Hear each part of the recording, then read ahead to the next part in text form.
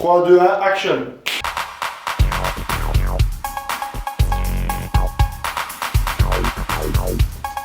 Tu savais-tu?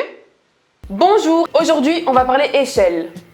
Bon, ok, j'arrête. Tu savais-tu d'où vient le fait que passer sous une échelle porte malheur? Eh bien, moi, je vais t'expliquer. Depuis la nuit des temps, on ne sait pas pourquoi, mais on nous répète de ne pas passer sous une échelle car cela porterait malheur. Alors, on a tendance à penser que c'est pour éviter de se ramasser quelque chose sur la tête. Mais en fait, non. Enfin, évite quand même de te faire assommer par un marteau.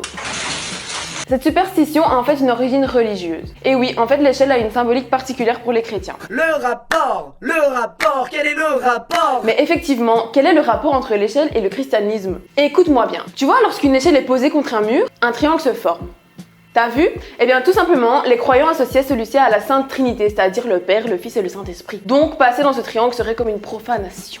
Mais ce n'est pas tout. L'échelle a aussi donné lieu à l'une des plus tragiques histoires de la Bible. Elle a servi à hisser le corps du Christ sur la croix pour le crucifier. Poser une échelle était donc associé à l'image de la trahison de Judas et la mort de Jésus. Mais c'est toujours pas fini. Au Moyen-Âge, l'échelle était associée à l'image de la mort par pendaison, étant donné que le condamné devait passer sous l'échelle, dressé contre la potence qui était utilisée pour accrocher la corde. C'est fort morbide, tout ça quand même. Tu sais quoi, on va continuer à se méfier des échelles parce que moi, cette histoire-là, ça me rassure pas.